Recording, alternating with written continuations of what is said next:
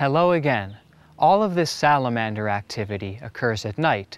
I'm out here trekking around with flashlights and high-powered Q-beams. The animal we'll visit next comes out in the daylight. Get ready for the wood frog. Right around the same time that we're out salamandering, another group of amphibians becomes active, but this time in the daylight. A chorus of high-pitched quacking emanates from the pool. At first, it sounds like a flock of ducks, but the noise is actually coming from a congregation of wood frogs.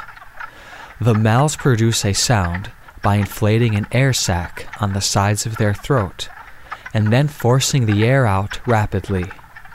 Only the males vocalize, each hoping to attract a female. When the female picks a suitor, they engage in something called amplexus. Using his front legs, the male squeezes the belly of the female and forces her to release her eggs. They're fertilized externally as they exit her body. The sexes can be distinguished by their coloration and size. Males are smaller and have a brown pigmentation, while the females are larger and pink. Both have a white stripe running along either side of their face. Occasionally, several males will swarm one female. In this footage, we see 8 of them, all grappling over the same girl. If you look closely, you'll notice she's in the middle, with her head just above the water. In rare cases, the males weigh her down so much that she cannot surface to get a breath of air, and drowns underwater.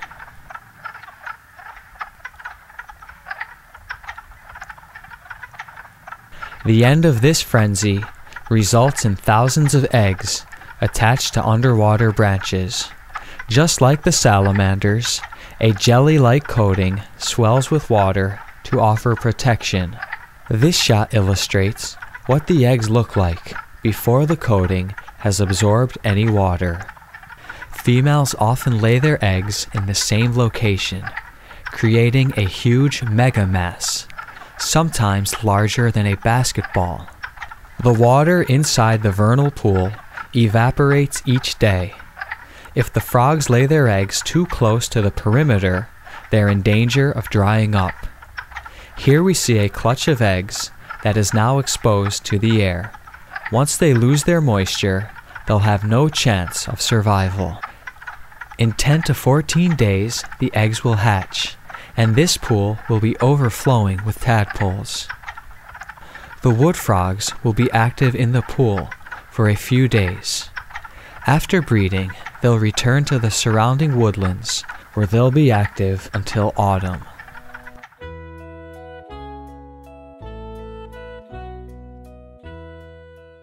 Well, friends, we've come to the end of this week's episode. I'm Will Michael. Stay tuned in weeks to come as we continue to explore wildlife found right here in our own backyard.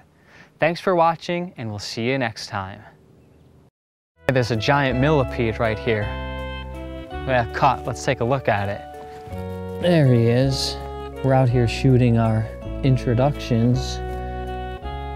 Lo and behold, a millipede has visited our set. The difference between millipedes and centipedes is that millipedes have 4 legs per body segment. Centipedes have 2. So if we look here, each body segment has 4 legs, 2 on each side.